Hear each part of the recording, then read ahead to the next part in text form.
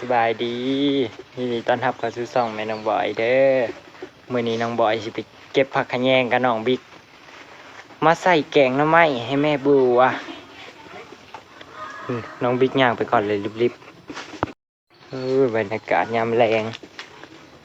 จะแม่นสวยงามยังอ่ะนะขึ้นนั่งตีบานอยู่ผู้เดียวไอ้ยา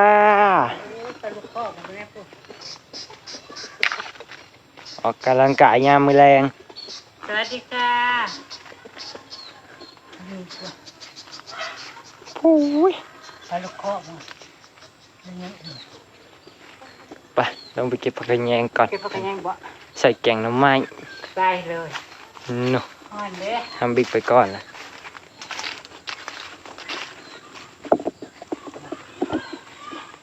ขี้รักมันยังเป็นน้ำนี่วะก็เป็นทุกย่ามเหมือนแล้วลำไยซ้ำแล้วดู ไปดีที่ป่าลูกไป let's go มื้อนี้เฮาก็จะมาเก็บผักขะแยงนะครับพี่น้องไปกินเลยว้าวแดด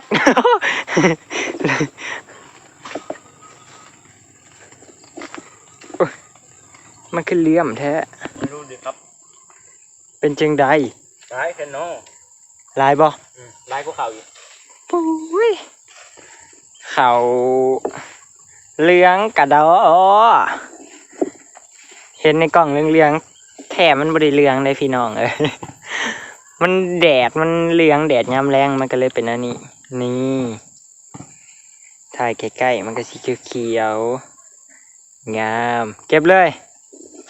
ลงมือนะครับพี่น้องอู้ผักขะแยงซ้ำสีเลือกเอาผักขะแยงนะงามผักขะแยงเขาหวานใส่มาเบิ่งดูทงใส่ผักขะแยงนะเอาทงหน่อยนึงเอาทงหน่อยนึงพอ เต็มทงพอดีเต็มเรื่องผักขะแยงปะลุงเลือกเอามีแต่ยอดงามๆยอดอ่อนๆสวยๆงามๆปาดบิ๊กทางน่ะได้ก็เขาหญ้านะเบิ่งผู้พุ่นอยู่ในขางกระไฟนะว้าวหญ้านะสูงกว่าเขาปาทีโถมีแต่หญ้าเด้นี่นะพี่น้องเอ้ยบ่ได้แม่นเขาเด้นี่นะหญ้าล้วนๆโอ้โห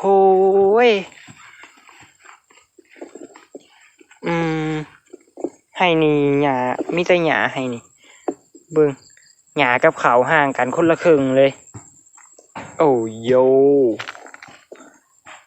ทำไมหญ้ามันขึ้นหลายจังซี่ล่ะมาเบิ่งน้องบิ๊กเก็บผักขะแยงดีกว่าน้องบอยสิเป็นคนยืนเบิ่งให้กำลังใจถุงใส่ผักขะแยงกับโพดโพว่าใหญ่พี่บิ๊กพี่ทั้งพี่งามมาดิบิ๊กพี่โป๊ดทีโต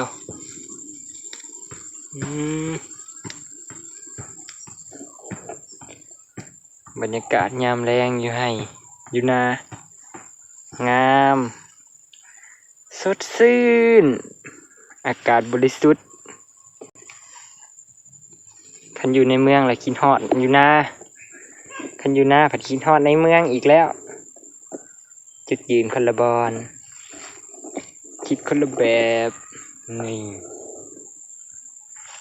ไอ้หนุ่มมัดเมาเก็บไปเก็บแต่มงเดียวแท้ก็เรียกเก็บมงมันงามๆเลยก็หลายใส่ได้หลายแล้วอะไรใส่เบิ่งดู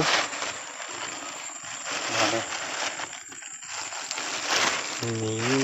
เห็นนกของมันสีนี่ได้อยู่เอาอีกจักหน่อยเอาอีกจักหน่อยพี่หาทางมันงามพี่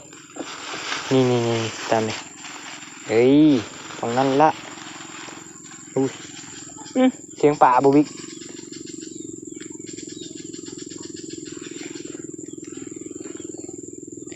นี่เก็บ ไปเก็บไป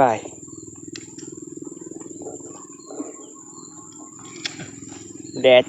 จนตะเวนสิตกแล้วก็ยังร้อนอยู่คันในว่ายามร้อนเดี๋ยวก็ร้อนคันฝนกับฝนอริยรอนี่จนบ่มีแดดโอ้ยอะไรไต่คอนะ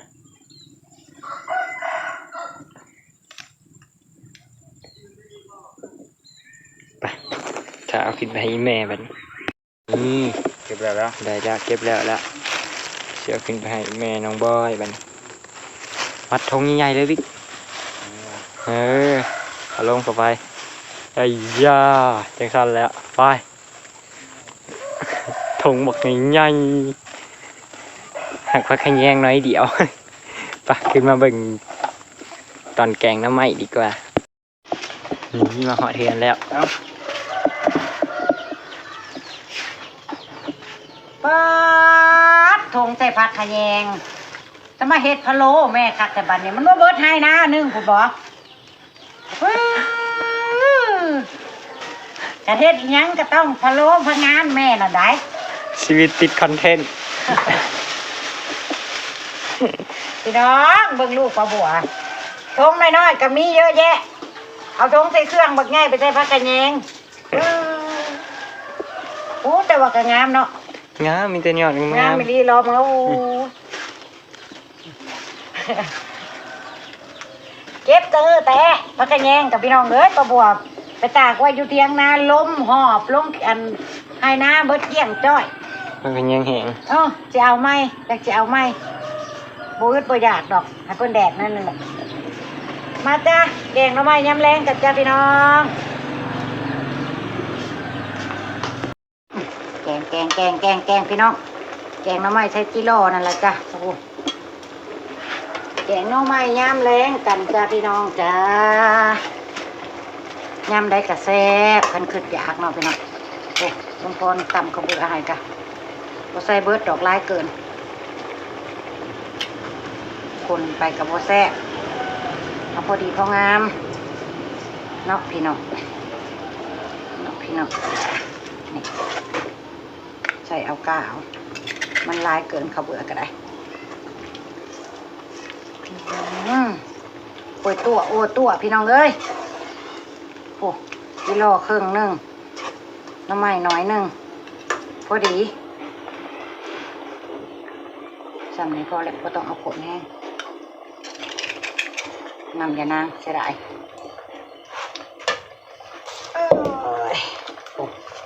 ใส่บวบพี่น้องแต่ปลาบวบปอกเปลือกปลาบวบปอกเปลือกบวบ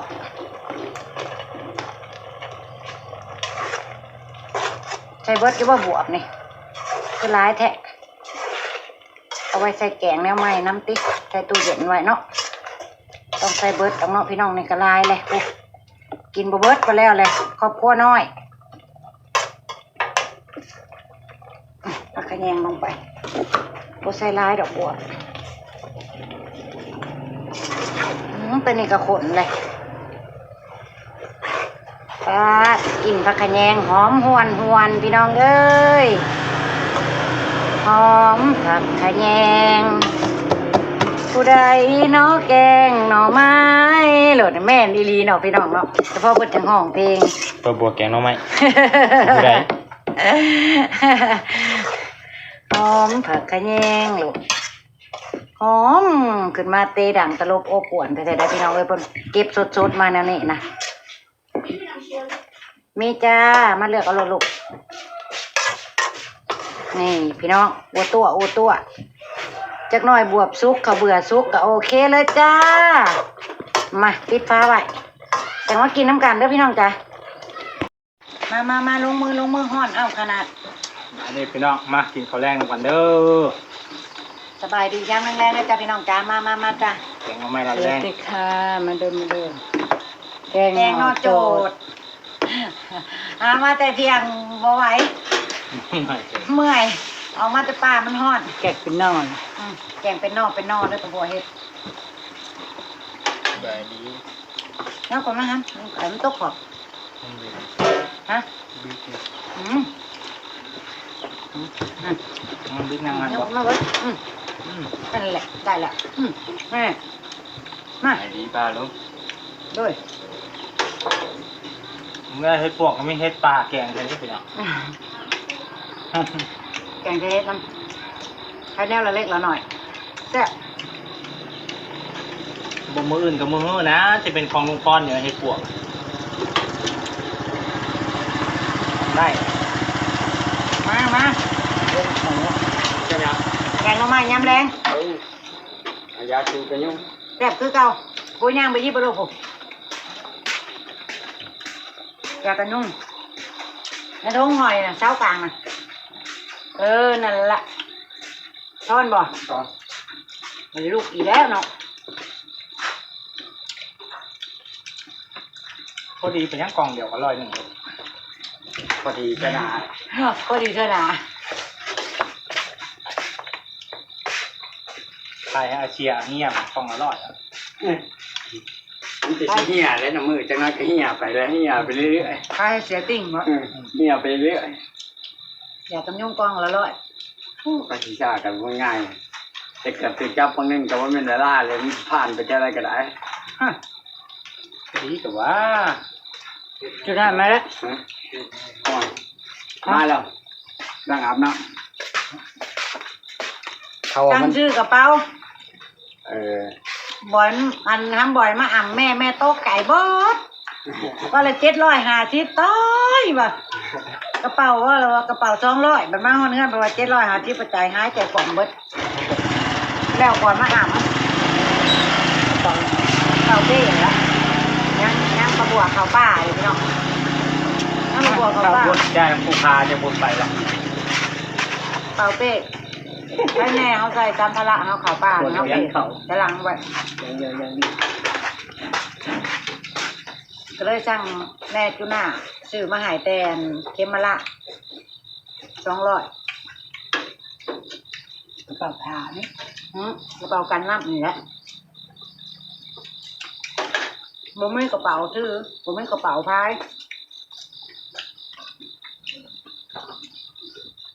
ก็เลยสั่งซื้อแต่น้องบอยไปเอามาพอน้องบอยไปมาตัวแม่ว่า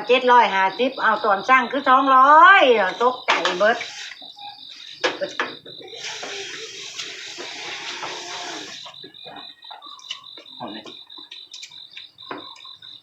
โอ้เข้าของนอนแกงเขานอนพี่น้องเข้ากันปันยัง เขาเพิ่งหนึ่งแล้ว กะทิแน่ ฮะ กะทิ กะทิ กะทิจะกล้องลูก ต้มนึ่ง อ่ะทำที่ตลูกกะทิ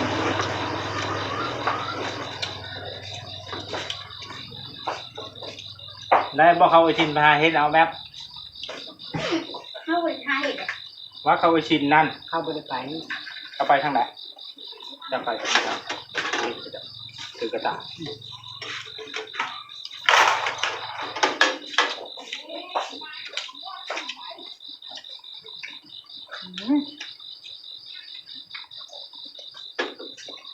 สดทั้งยี่บเบิด เขาหมดอีกแล้ว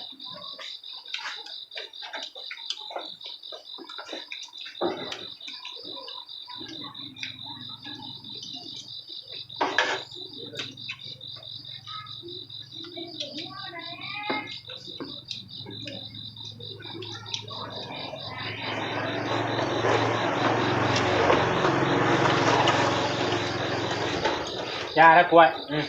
แน่ ลูกไร้โผล่นะแซ่บอ่ะ ลูกคายลายเทื่อเลยเจ้ากินเลยเด้แต่พ่อจะกินไหมลูกย่างอยู่ในหม้อนะ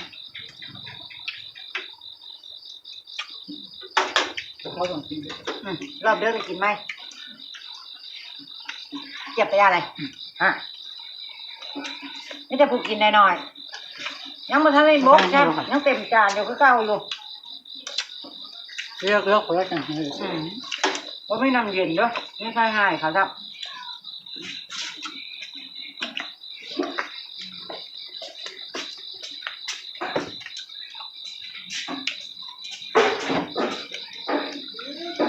นี่มาอันนี้เป็นยังไงแก เกี่ยวกับ บ่อยยักษ์มากลูกบุกไก่ใช่ เอามันบวช ลูกโดดแล้วว่ามันสิบ่เผ็ดไปแล้วมันเลยเผ็ดแล้วบ่กล้ากินลูกโดดก็แค่ลูกโดดก็ได้ ตัวมือ ตอนแรกว่าเพิ่นสิบ่เผ็ดก็เลยใส่ลูกโดดไว้ แล้วผัดจ้าอยู่พี่น้องเอ้ยตรวจจ้าอยู่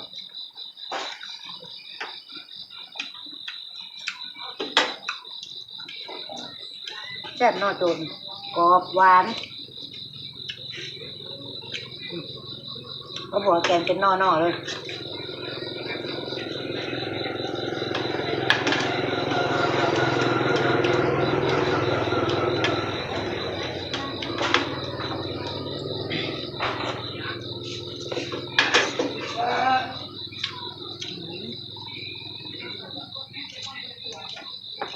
ตอนยังน้อยแกงก็ไม่ชอบเนาะแม่ปอกมาแต่เราใส่ข้าวเบื่อละลายแล้ว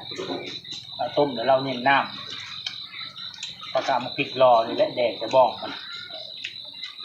ยัด โอ้ยญาติจะกินข้าวเบื่อให้ข้าวเบื่อเข้าเต็มมันบ้องมันนะคือพริกไทยอาญาเบ็ด